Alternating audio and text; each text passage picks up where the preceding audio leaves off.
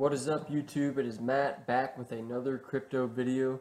And how about that intro? My beautiful fiance made that intro for me while I was at work today. She surprised me when I got home.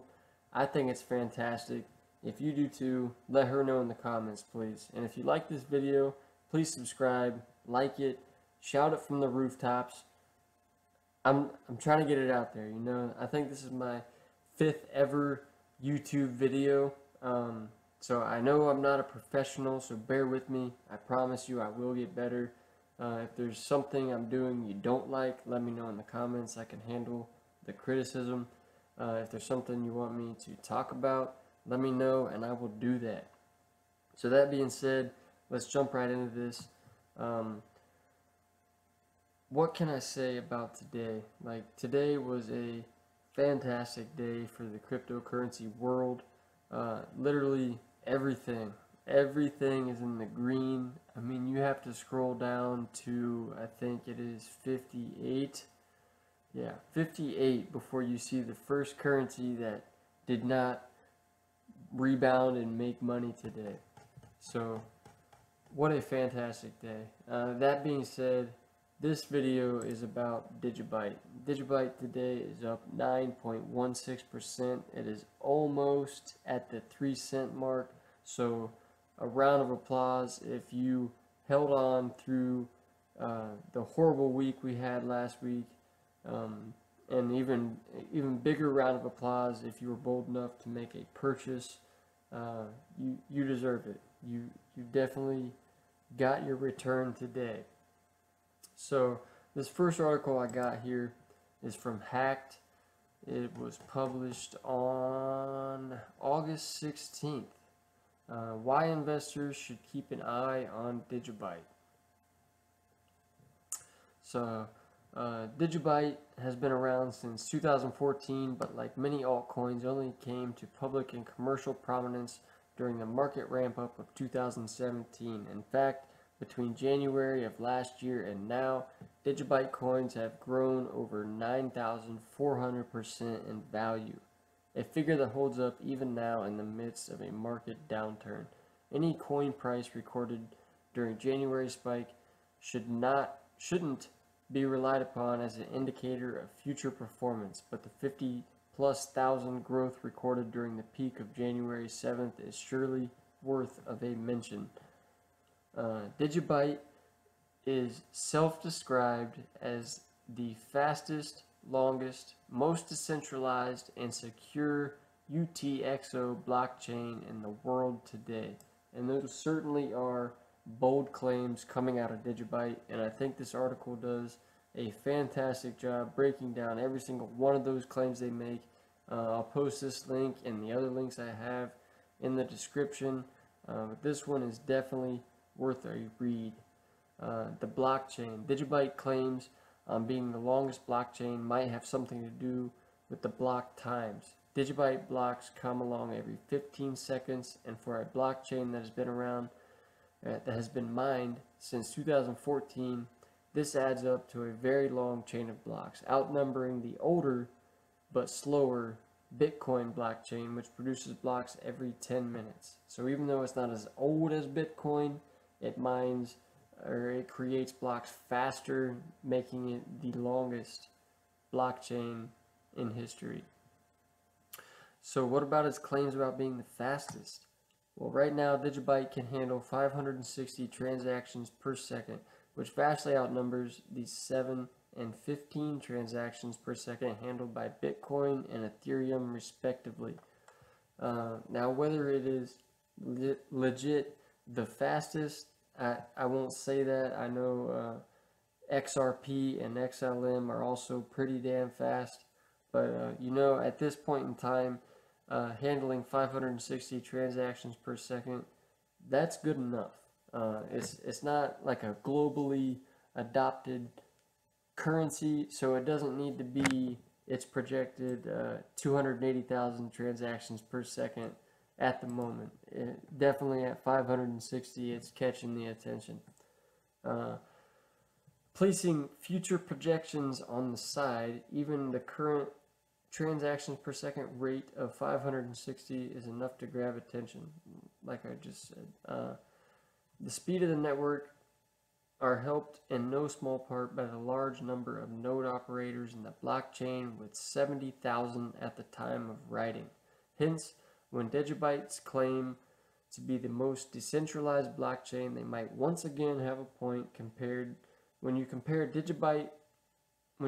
the Digibyte node count to Bitcoin's 9,000 or Ethereum's 16,000, you can see the difference. So certainly they are one of the fastest, and with 70,000 different nodes, they're definitely more decentralized than Bitcoin and more decentralized than Ethereum.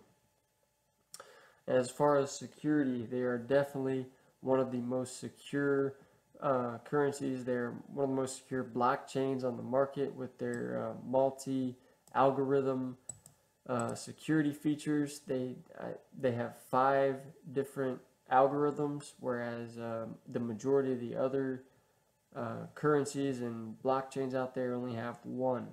And there's actually several different coins out there that have adopted the DigiShield version of security. Recent performance. Digibyte is one of the few coins to have recorded higher lows and almost higher highs since January.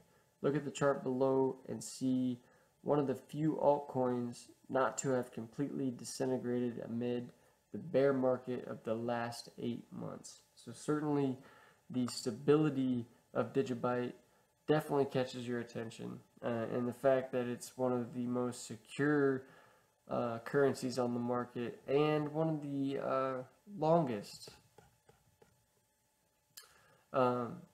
This part right here kind of leads me into the next article. Digibyte sets itself up as a competitor to Bitcoin, not other altcoins. It took a while for Digibyte to get going, possibly due to the purposeful lack of an ICO or white paper. But when it did, it fired full steam ahead almost immediately.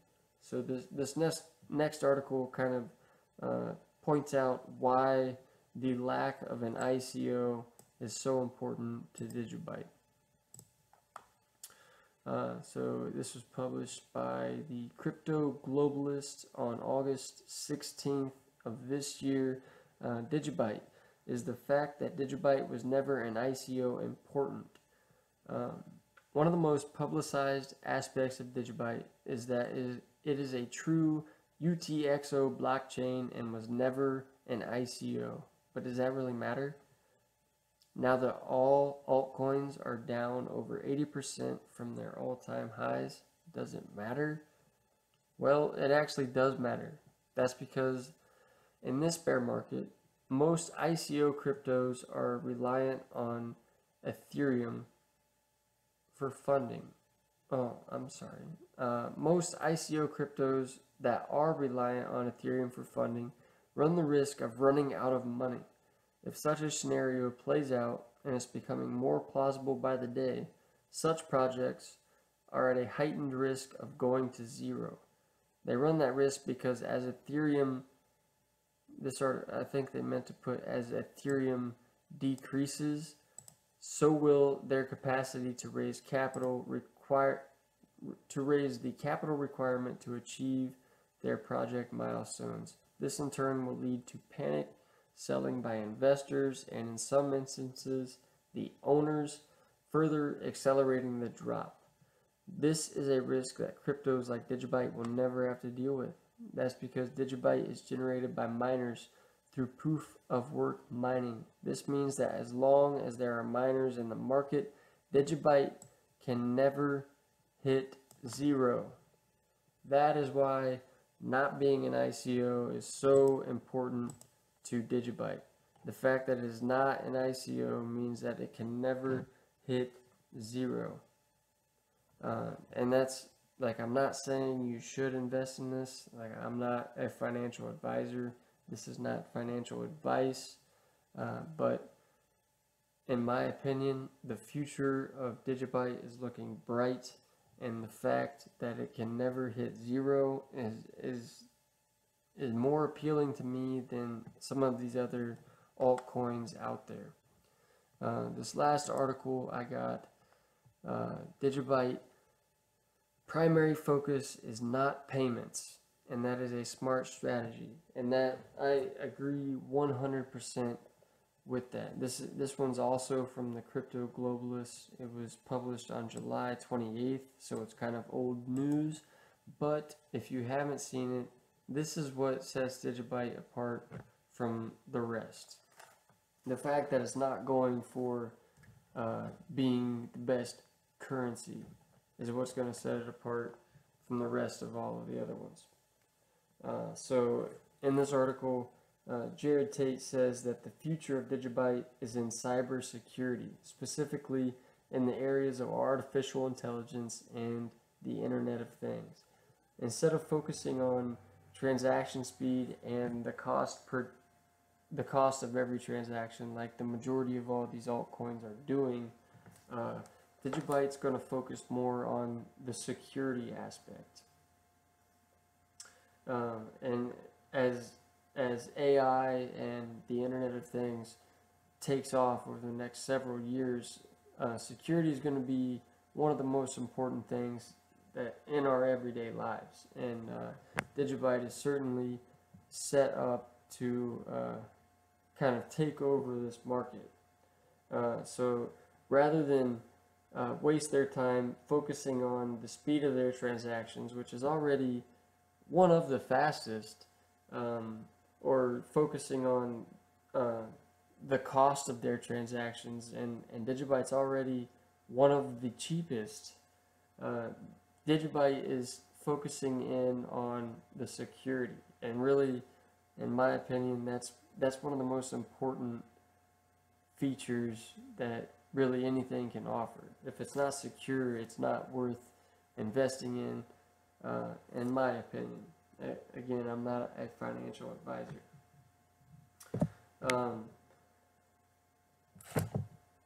So, and really, the speed and cost in a couple years from now will not matter that much if Bitcoin were to implement the Lightning Network, putting an end to the issue of speed that people complain about with Bitcoin. I know it is one of the slower, even though it's the market leader, it's one of the slower. But if they were to implement the Lightning Network, it would be one of the fastest. And again, that argument would be out. And if Ethereum at number 2 were to implement its sharding and plasma projects that it's working on, a lot of the blockchains that are used as a selling point their scalability and their speed. XRP. Nah, I'm just kidding. I'm a fan of XRP. But if Ethereum were to implement these blockchains that rely on their scalability and speed as a selling point are definitely in trouble. So it's actually a genius thing that Digibyte is not focusing in so much on the speed. They're not focusing in on their scalability or their price, because I mean, at the same time, they're already excelling at all of those, but they're really focusing in on the security, and that's the most important part. So as artificial intelligence and the Internet of Things continue to expand and become part of our daily lives, the blockchain capable of securing these devices, securing them, will be extremely valuable in the coming years. And Digibyte definitely has the capacity to do this, and it's highly scalable, and that just makes it perfect for the growing Internet of Things that we see in our lives. And that kind of wraps up this video. I hope you enjoyed it. Please subscribe, and I will see you guys later.